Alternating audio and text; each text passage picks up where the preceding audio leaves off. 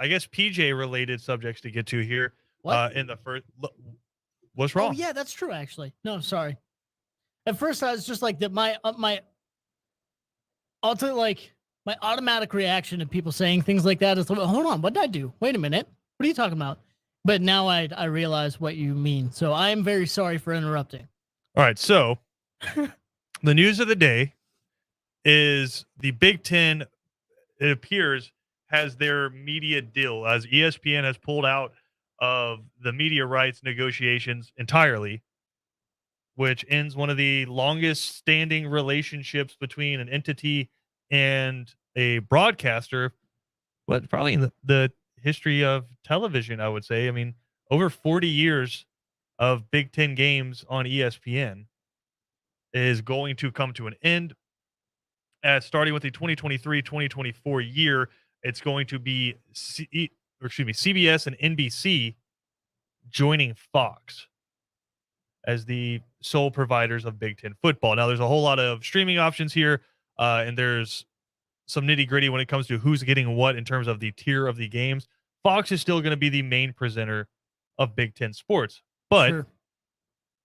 ESPN has purchased the rights to the SEC's primetime 3:30 games, where before that was CBS's, Georgia and Florida, CBS, right? LSU, Alabama, a lot of times at night, and they kind of flex that, but CBS, right?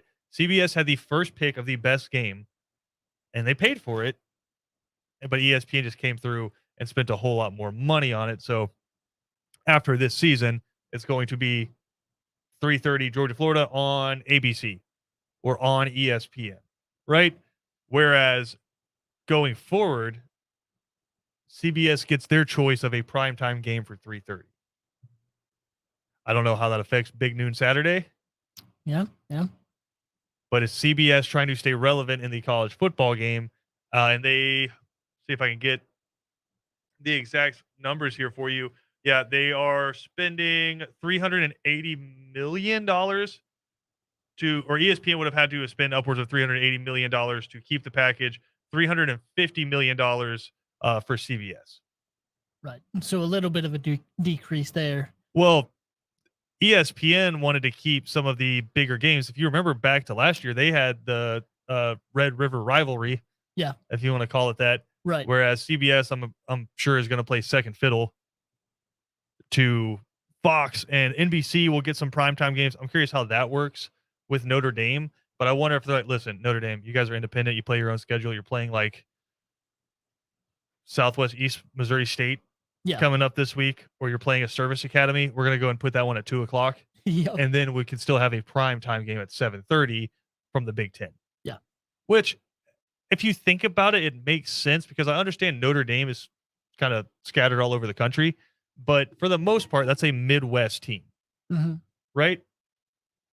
If you go Notre Dame Air Force at 2:30, and then at 7:30 you have Purdue and Indiana, something like that, I think you keep viewers from around that area. Yeah, I'd think so. Absolutely, especially like you said, it's that's all Midwest based. That's all, especially those matchups, very very kind of regional based. But I think you have some of those people stick around.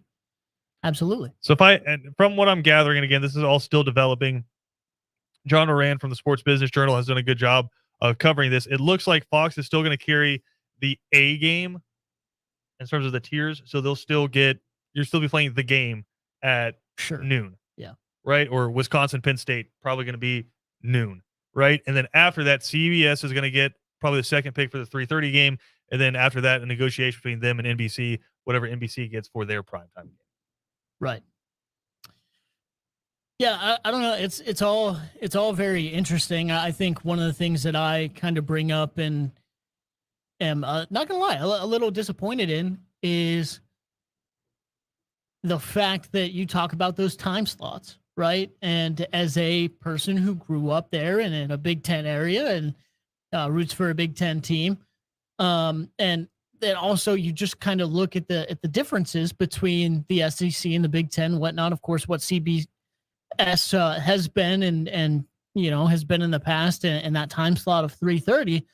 normally you'd have, if there is a premier big time Big Ten game, it's going to be at 8 o'clock or noon, as we've seen over the past few years. But that at least that second slotted game is going to be at 8 o'clock, right? It's going to be the night game. So you can really rely on 3 straight games every week, on Fox. Even if there's really, let's be honest, like even if it's a bad weekend of football, sure, at least the best 3 games of the week, based on like, what they choose, are going to be at noon, 3:30, and 8.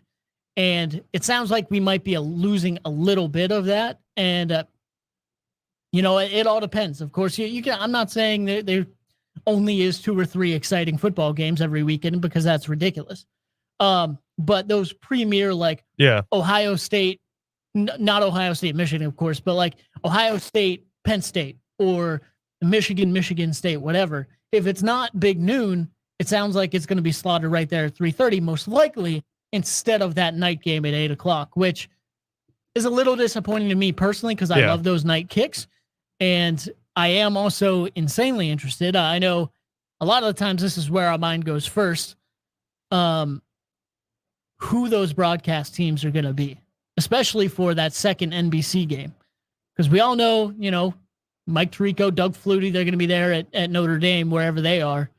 Who's going to be that second team for NBC? That kind of perks my ears up a little bit and gets me thinking of who that could possibly be. But I don't know. A lot of different thoughts going through my head. As you mentioned, though, one of the biggest ones, but it's going to be interesting. It's going to be exciting, but it also, to me, is kind of a bummer because you love those Chris Fowler, Kirk Herbstreit 8 o'clock nights. And I know it's not always that. There's plenty of other ESPN games on and Big Ten games on throughout the year as well. Because Herbie's no longer calling Big Ten games. Yeah, you know what I'm upset about, PJ? As you know, that's my favorite Like that's my favorite. You know what I'm upset about?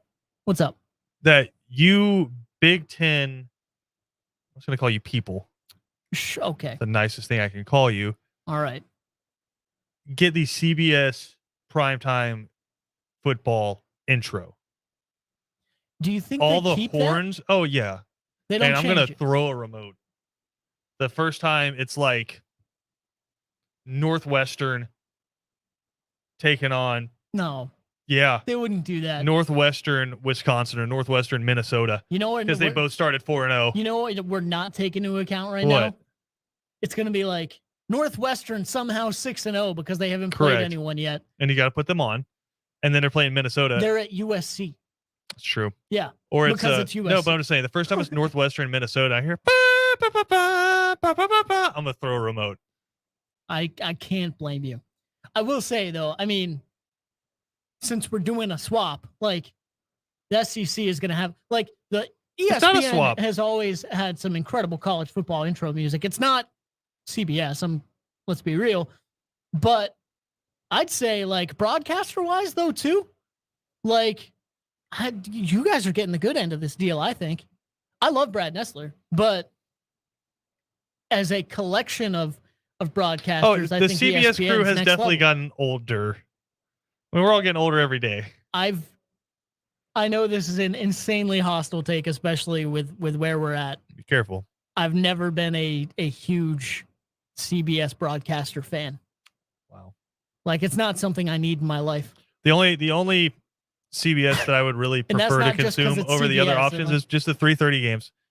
3:30 CBS is outstanding. And I think what it is about it is the way they do the broadcast, it feels like it's from any year. Like it doesn't matter what game you're watching, whether it's, I don't know, the Iron Bowl from 1997 or Georgia, Florida from 2014. They all feel like they're the same year. If you just go back and watch those broadcasts, it all feels the same. I know what you mean, but you know why they feel that way? Because it's the same guys. No, I don't think it's the same guys. As 1977. It's the same guys. It's the same graphics. Is there like the biggest innovations that they've had is HD and like the wire cam. Outside of that, nothing else. Like ESPN's got like drones and they got Booger on a freaking mobile studio thing. That was like again, I think ESPN when it comes down to broadcasting sports does it better than anybody. Especially when they're simplest, but there's changes every single year, especially with the primetime game. There's just a little bit. Yeah. The graphics look a little bit different. CBS has been the same for like 37 years. It's true. It's true. And all jokes aside, I don't want to be disrespectful. I know that might have been a little bit. But why change it when it's good? Yeah, no, I'm with you there, actually. I'm sorry, but I completely agree. Do you know you can see it, though? Is when, like, okay, you have CBS and it's like, I don't know, Auburn LSU, and you're like, man, this looks good. Yeah. This looks good. But then they go do like the Sun Bowl and it's like Georgia Tech, Arizona State, and you're like, this is kind of gross. Why are these colors so faded? Whereas you put Georgia Tech, Arizona State on an ESPN game, yeah, you're like, oh, okay, it's football. I'll watch it. Like, it looks good. You put that on CBS and the Sun Bowl, you're like, what? It's like Arizona State is wearing their chrome helmets, and you can't even tell. Or like when CBS, like not like CBS, like the Channel 46, but like when it's like CBS Sports Network, and they're doing like Hawaii and Fresno State, you're like, this is a little, yeah, it's rough. Good. Yep. Make those noises plenty of times. Yeah. No, I'm with you there. I will say, actually, if there's one place, if there's one sport that you can do that with, and not only that, but I support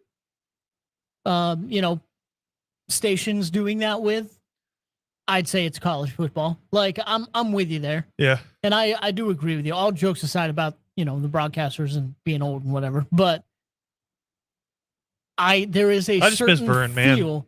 Like, I don't. There is a certain he was good while he was there. Oh my goodness. Probably could have retired a little earlier. Him and Lee Corso can broadcast until they die.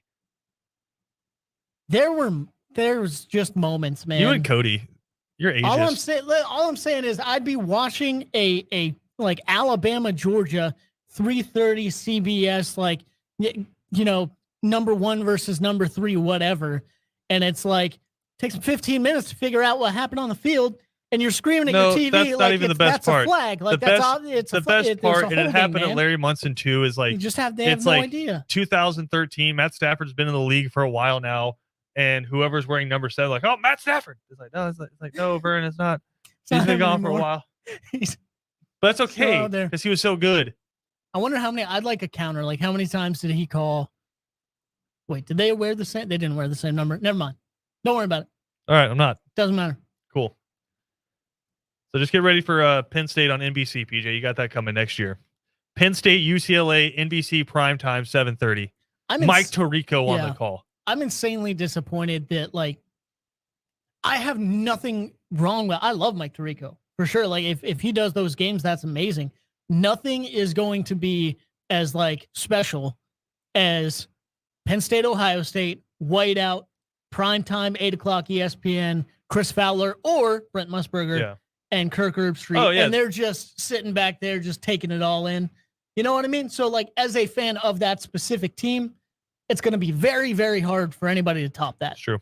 Well, we got one more year of SEC on CBS, and we're gonna have to enjoy it. I think, like a lot of fans, change is kind of cool during the season, where it's like, yeah, I understand a majority of my games are going to be on some sort of ESPN network. Like, you're going to be on ESPN, or you're going to be on the SEC network, something like that, right? Like, whereas you're a Big Ten fan, you're like, okay, most of them are going to be on Fox, but I get a few on ESPN. It's just like the difference of the broadcast kind of makes it feel cool. That's why it's like, yeah, SEC fan, you get 2 or 3 games a year on CBS, and that's cool. And then when you get the ABC game, you're like, oh, okay, we got the primetime crew on here with Herbstreit. I love the Todd Blackledge crew. That does the other, like, the not simulcasted, but does like the parallel broadcast. Yeah, it's like 7 o'clock or 7:30. And you have, whereas you have the 8 o'clock primetime game on ABC, and then you go, and it's usually like some sort of SEC West game with Blackledge and them on it, and it's awesome. But I just think fans like a little bit different, where it's like, if the Braves are playing, like, yeah, I understand, I can watch Bally's, and like Chip Carey and Jeffrey and Cord do a great job. But sometimes it's cool to watch the TBS broadcast that they do, or sometimes it's cool when you're on Fox or on ESPN. Like, it's cool to consume your team through a different medium. And I think we're going to get further and further away from that. Yeah. No, and that's the sad thing. It is, like you said, it is fun to have that kind of that rare sighting and that kind of a little bit of displacement. But honestly, I'm a little worried about it. It's like, how long is it going to take for us to adjust to that? Yeah. It's going to be so, like, it's a swap, really. It's just a transfer back and forth. And with all the different transfers in college football that we already have, trying to keep up with that, now it's also how we consume the game. And for, lifelong Big Ten or lifelong SEC fans, it's going to be very different. Yeah. Come 2023, So, 2024. So but it's kind of the separations of powers. Big Ten going with Fox, some affiliates with CBS and NBC, whereas you have the ACC and the SEC sticking with Disney and ESPN. Right. I wonder when we're going to get to the point where it's like, you want to watch Georgia Tech, Wake Forest, check out Disney Plus. Probably not far off. Yeah. Right next to The Mandalorian season 10. We got to take a quick break. We'll come back. We got more for you here on ESPN Radio. If you miss any portion of our show, you can check it out wherever you get your podcast.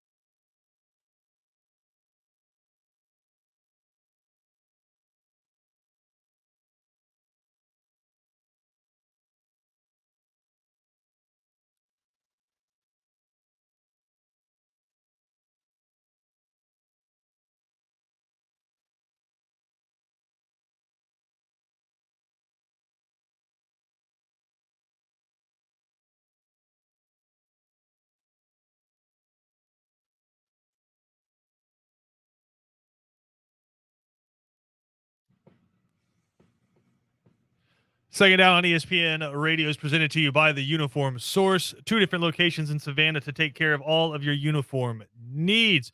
PJ, I have another important question for you here. Okay. All right. Let's see where this one goes. And it's more of an exercise, I would say, than anything. Well, you said it's important. It is. I hate doing the thing where it's like, imagine this team didn't exist, or because it's just not realistic, right? You can't just pluck a team out and say project the season from there. But so what I'm going to do to you is this: I'm going to present to you 2 different scenarios or 2 different circumstances that are of the same timeline, kind of like a comic book, right? We get to go and we get to write how we think it's going to go, and then you have to kind of break it off and shape it from there. So here's what's going to happen: Stetson Bennett, week 3. Going to get popped for PEDs because I don't know if you've seen his biceps. His biceps? Have you seen his haircut? Well, I've seen the haircut, but like also there's been some pictures from camp, and it's just like, daggum. This doesn't do anything this offseason besides curls. Okay. All right. And the other thing I'm going to say is different. Say Will Anderson and Bryce Young decide that they want to be actors, and they sign with the studio, and like they're like, you know what? Man, what if they just We can't risk our bodies anymore. sat out the year because No, that's not they're fun top enough. 5 Not picks. fun enough. Okay. Like all right. they get their own buddy cop movie, and they're like, you know what? We out. All right, that actually like 24 Jump Street or something. Yeah, something like that. They get Yeah. their own buddy cop movie. They're like, listen, you'll get paid more just for doing these couple movies than you will in your entire NFL career. They're like, yeah, sure, that makes financial sense. We out. Okay. So now Kirby Smart and Nick Saban are losing it. What's going on? We are imagining a lot. They drop a couple ball games. They're out of the playoff race. Yeah, this is all laughable. My question to you is that I don't want to say the I word. It starts with I, ends with jury. Yeah, no. I don't want to put that out to the universe. So I'm doing this through a different kind of lens, but same kind of fallout from it. I'm just saying, like, once you get to like the other things are okay, even like the PD, but like then you get to just Nick Saban and Kirby Smart consistently losing games and being out of the playoff race, and I'm like, all right, that's almost impossible. Listen, Alabama's lost 3 games in the not too distant past. Okay. Georgia's dropped some ball games. I mean, they lost 2 games in a 10-game season, so like they've dropped some ball games too. So just put it out there. I got you. Let's see where this nightmare goes.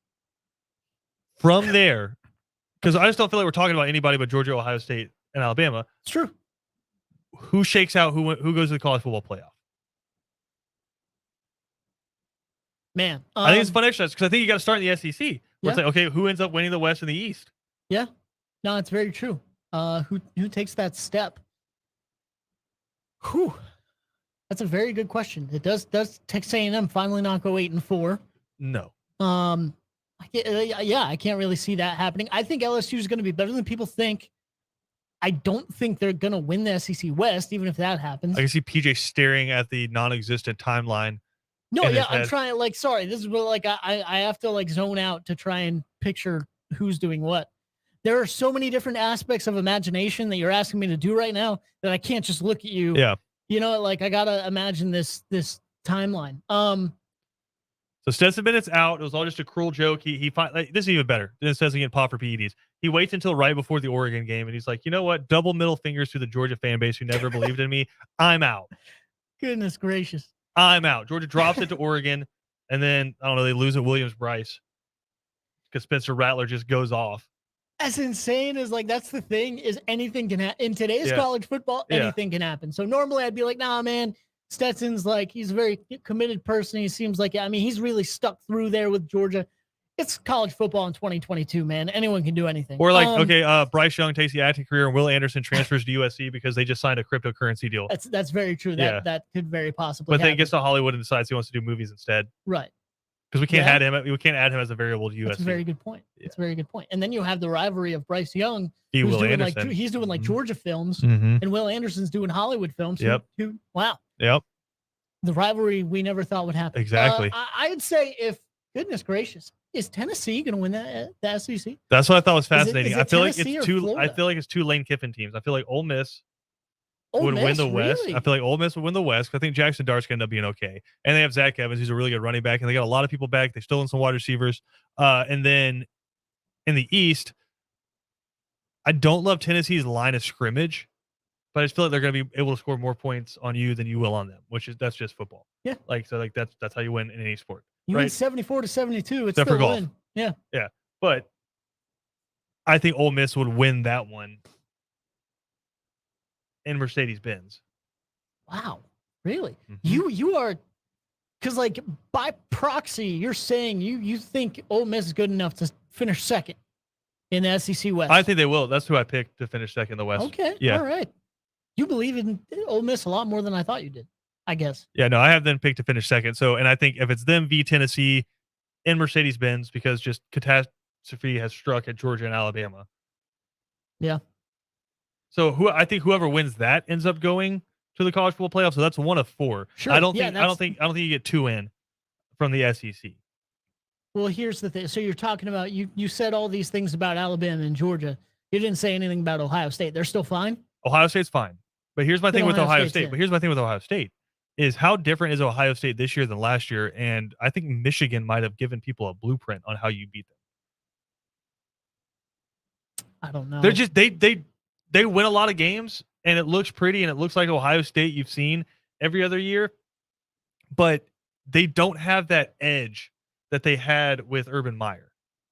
I'm not trying to take anything away from Ryan Day, and Lord knows I'm not trying to give Urban Meyer credit where he doesn't deserve it, but say what you will about him, the dude could coach some college football, and I think the edge that they had is people don't give Ohio State enough credit, and I'd say those Florida teams enough credit for when he was there. Their number one identity was punch you in the mouth. Mhm. Like they were hard-nosed football teams. Even when he was at Utah with Alex Smith, they were hard-nosed football teams. And Ohio State, I think, has gotten away from that a little bit to where now they're more of I don't want to call them finesse team, but I think yeah. I mean, think about when Ohio I State won see its what last you're national saying. championship. Right, but They didn't win it because, I mean, Cardell was great, but they had a freaking runaway grocery cart with Zeke Elliott. they do. But I mean, they have Travion Henderson right now. But are they going to actually feature him like they did with Zeke? Are they going to feature him? And is that offensive line the same way? Correct. I mean, that offensive line has always been churning out, first round draft picks there at Ohio State. Are they still doing that? Who knows? I'd say I don't think their defensive line has gone too far down the hill, like too far down. But I can see what you say to a certain extent. Yeah. No, I mean, I can see what you're saying to a certain extent. I still think they make it though. I'll say it like I don't know. Let's look at their schedule real quick. I think they First game of the season, Notre Dame. I think they lose one dumb game because Ohio State always loses one stupid game. Notre Dame, Arkansas State, Toledo, Wisconsin, Rutgers. Their first 5 games of the year are at home. Then they are at Michigan State, home against Iowa, at Penn State, at Northwestern, Indiana at home, at Maryland, and then they have Michigan at home. I mean, I could see at least one in there. I can see a lot. Like I'm saying, like they're going to get upset once. You said they have to play like Iowa. That stretch of at Michigan State, home against Iowa, at Penn State. That is tough. I don't know if Penn State's good enough to beat them this year. Well, Penn State doesn't have to be, but Iowa or Michigan State could. That's what I'm saying. Yeah. Is like, especially you start off the year. Yeah, you start off at home, but or you it's also just play Notre Sean Dame. Clifford ascension moment. No, that's not going to happen. He's had his chances. So that actually might be the descension moment where they end up going with someone else. But you do have the straight is like, yes, you have those first 5 games at home, but you have Notre Dame, Wisconsin in those first 5 games. Arkansas State isn't. Well, no, they've kind of fallen off. Yeah, they're not as dangerous as they have been. So you have those 2, and then you have another 2 really kind of strong man, like tough football teams there in Iowa and Michigan State. They'll probably lose one of those games. Like I said, they're always going to get upset by someone probably silly. Won't lose for the rest of the year. I don't see them eviscerate losing. Michigan, you think? I don't know if they demolish Michigan like they have in the past, but I think they still win. It's going to be at home there at Ohio State. I think there's so many, if you go back and watch that game, like, yeah, Michigan controlled it, but there's so many insane things that I mean, it's playing in a blizzard. I mean, there is just. But I think more than that, Michigan just manhandled. They did. Like they were so much more physical than that. I don't know if they have everyone back though from that same kind of group. Oh yeah, I mean you lose Aiden Hutchinson. Sure. and those guys. Like, yeah, you're not going to be Yeah, the same both Michigan their team. But I'm not talking defensive about ends, yeah. Michigan. I'm talking about Someone else. like yeah. last year, for example. That's why I'm agreeing that I But think last year, for Ohio- example, Ohio coming State into or that Michigan's season, going to beat them. coming into that season, DJ Uyunglele was a really good quarterback, and he had thrown for like 400 yards against Notre Dame. So no one saw what happened last year. I don't know that first game of the year gets enough credit for how bad Clemson's offense was. Kevin's wearing his Clemson colors today. It's you're wearing your Clemson colors, brother. It's cool. Georgia, I think, gave a lot of teams the blueprint to take out Clemson. Now, obviously, you're not going to hold them to 3 points for the most part, right? But can you hold them to 17? Sure. Right? And you don't have Right. Jordan Davis. I get it. But you can watch that film and say, okay, here's what Georgia did up front. Here's the stunts. Here's the like double Mike linebacker blitzes that they were running. Here's the blueprint that Georgia used against Clemson, and it worked. Let's try it. And then NC State tried it and beat them. And other teams kept doing it. So I feel like Michigan may have given you a slow them down blueprint. And say what you will, I think Jackson Smith-Njigba is outstanding. There's something different getting ready for him and Marvin Harrison III versus getting ready for Chris Olave. Who's the other one? Might have been the Garrett best one out. Wilson. Garrett Garrett Wilson and Jackson Smith-Njigba and Marvin Harrison III. Right? Yeah. There's a big difference between getting ready for those. So I really wonder if Michigan gave him the blueprint. But we're going to go with PJ and say, yeah, okay, Ohio State's the second team in. Do you think anybody out of the Pac-12, like, do you think Dan Lanning maybe gets rocked week 1 maybe, Yeah, but then kind of rallies the troops from there? I think your best bet out of the Pac-12 is Utah. Got to get that Florida win week 1. Yeah, I mean that's key. That is huge. But after that, if you can get that upset, then and even maybe if Florida has a good enough year in this universe and you lose close at the Swamp. I think if Utah's going to get in, they got to go undefeated. Yeah. I think your best shot is still Utah. I don't think USC's there yet. And I don't know if Oregon, with everything they lost in the transition, can. Okay, so put Utah up there, but we don't have to say they're in it yet. But let's just put them up there. So they win the Pac-12. So is it? So Utah's up there, but hold on. They win the Pac-12. And then who wins the ACC is the question. Does Clemson get back there? DJ, you figured out. You got a couple new coordinators. If he doesn't work out, you have Cade Klubnik, who was the number 1 quarterback in that class last year, ready to rock. You have some good backs. Your defensive line is historically good. Clemson, Miami maybe in year 1, all the transfers they got in, plus the NFL quarterback there in Tyler Van Dyke. Could they get it done, or is it Clemson like 11-1, reestablishing dominance? Is Tyler Van Dyke in a situation where he plays this year and moves on to the NFL? Yes. Or some people have him as a top 10 pick. I see him more of a Kenny Pickett kind of a situation. Yeah. I know this is safe maybe, and again, if you go back and listen to some of my takes on Clemson a couple months ago, I'm not insanely high on them. And I think it's going to take a little bit to rebound from losing both your coordinators as well, longstanding coordinaters as well.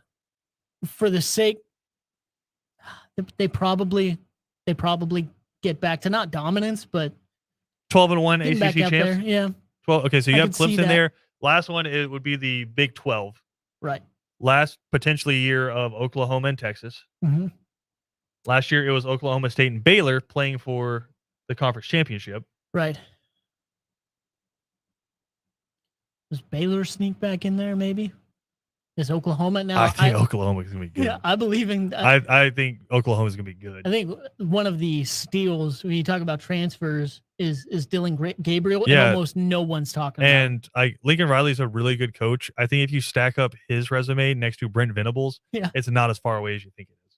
I'm kind of looking forward to if Brent Venables can turn Oklahoma back into like a defensive juggernaut as well. That's good. Talk about classic college football. Like, I understand Lincoln Riley took his team to multiple college football playoffs, won the conference championships, had the Heisman winners. I understand that. Yeah. But he inherited just a freight train from Stoops. Right. And we don't really know what Venables looks like as a head coach, but I know he turned Clemson into the standard for defense in the country. Yep. Especially when you talk about front sevens. Yeah. So we ride the Oklahoma train?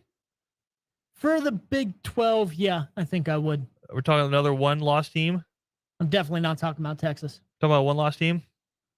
Yeah, I think there's going to be a lot of those. All right, so we have SEC champ Ole Miss. Then we have Clemson out of the ACC, Ohio State obviously out of the Big Ten, Utah out of the Pac-12, and then Oklahoma out of the Big 12. And then for the sake of argument, let's say Cincinnati goes 11-1, wins their conference championship, avenges their loss against UCF, and goes 12-1. As sad as they are probably going to be mad at me because, like, you're talking about throwing away Georgia and Alabama, so you hope maybe there's going to be. Oh, I didn't throw them away. Well, no, not. So the circumstances did. Yeah, sure. You're gonna have one or two teams that don't normally make it. No, you're not. I think in that case you'll have Ole Miss, SEC champion, of course. Okay. You'll have Ohio State because to be able to get there, they would have had to beat Wisconsin, Notre Dame, Michigan, Iowa in the crossover game there. Yeah. And those crossovers are Wisconsin and Iowa. Anyway, and then Clemson and Oklahoma. Yeah, I think Utah gets left out. Damn. Easy. So as sad as that I was going for a more fun thing. I was trying to have some fun here. If Oklahoma takes a little bit, right? Like if offensively they just don't click, Dylan Gabriel doesn't fit, then maybe you get a Baylor in there. Maybe you get Oklahoma State. I would love Mike Gundy. Oh, it'd be incredible. He was 1 yard away last year. Just like, so when he gets beat by 40 points in the first round. Yeah. We just sort of the press conferences. Just to go back to like last year when it's Baylor, Oklahoma State, you have Georgia lost to Alabama in the SEC championship game. And Michigan beating the hell out of Ohio State. Everything's kind of up in the air, right? You had freaking Pitt and Wake Forest in the ACC championship. Yeah. I mean, it was incredible.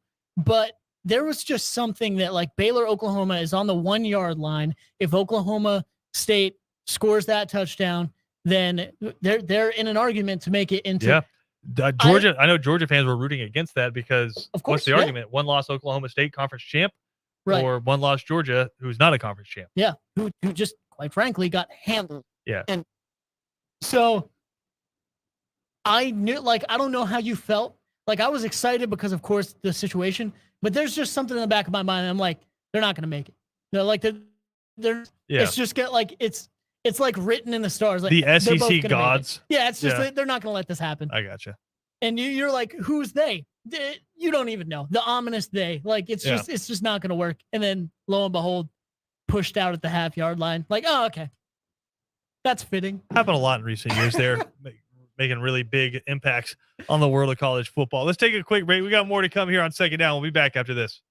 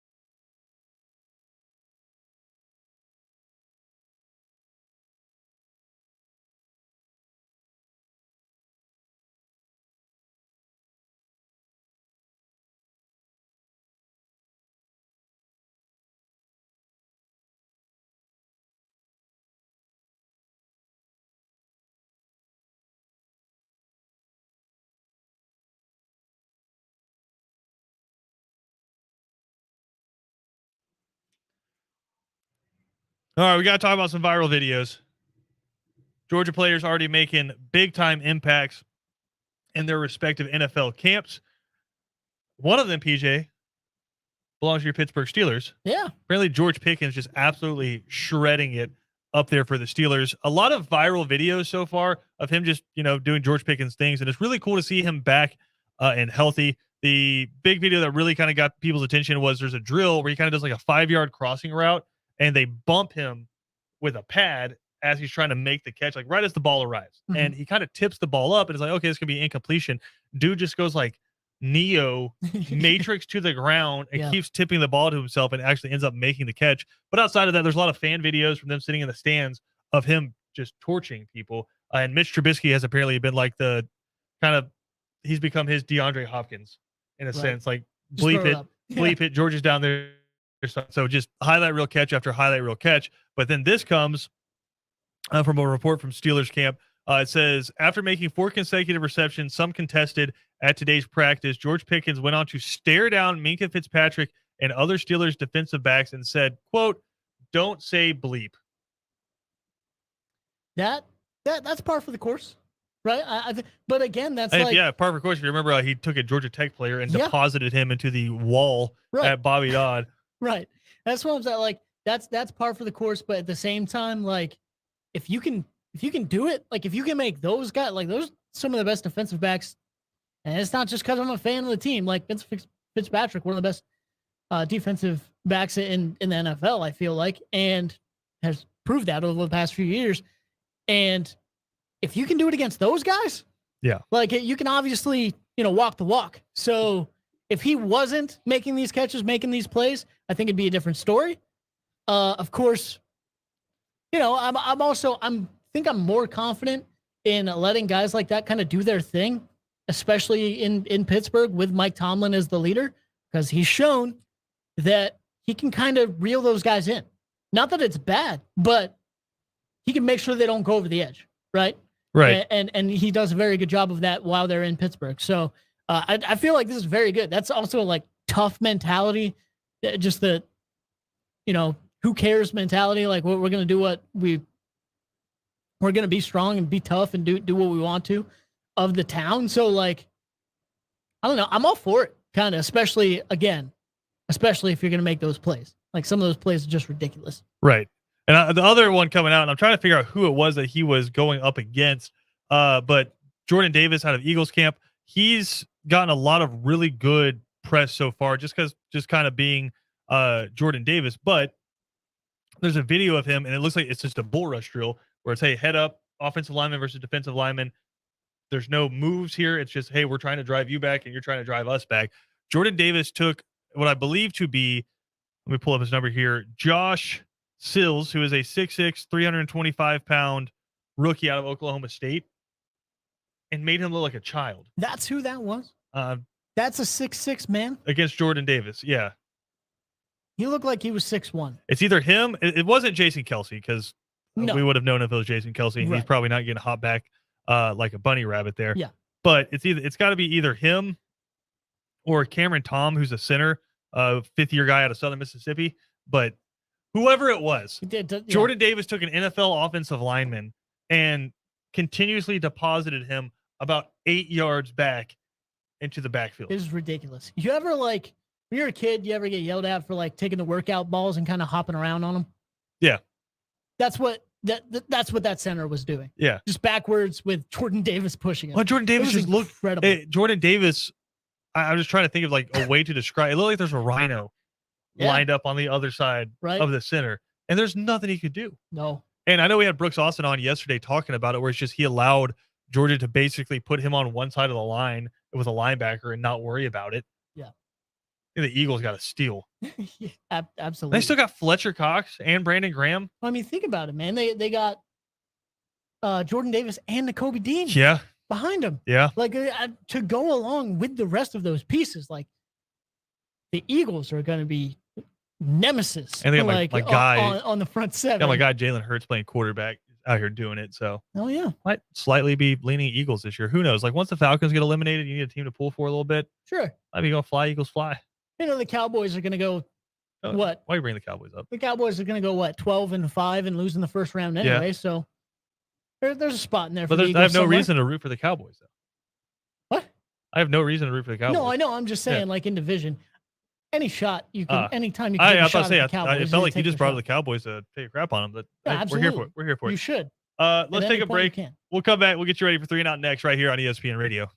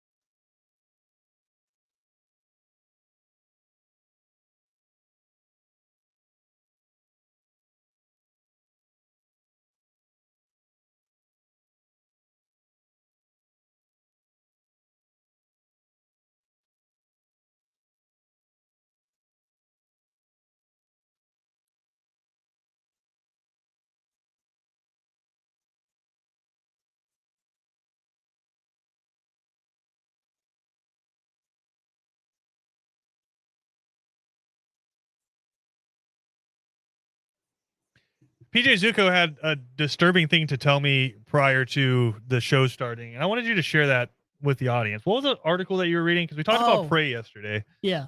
Just be a brief synopsis of like what the title was. Yeah, it had something to do with Prey goes from the most unknown Predator film to the best Predator film of all time. Yeah, you get the hell out of here. Yeah, that's what I thought. I was And like, what is this? I was a big fan of it. It's on Hulu right now. You can watch it, but it is an excellent movie and just like I said, very rewatchable. Predator's the greatest action film of all time. I'm not going to disagree with you. And listen, I get it. They haven't had time to build a legacy. Like, could they get a couple of governors out of Prey? Sure, maybe. We'll see what happens. Possibly, yeah. But how many NFL players were in Prey? None that I have seen. Yeah, exactly. Yeah. How many Mr. Olympias were in Prey? So true. All right. And all of your best one-liners were from the original. Right? All right. So whoever wrote that, I'm going to say it. I don't dislike you as a person, but you can get the hell out of here. Not reading. That was a very, I read that solely to send to give to you before the show, but didn't read a word of the article. Well, I'm glad. Good. I am going to go read it, though. Speaking of next, 3 and Out coming up next.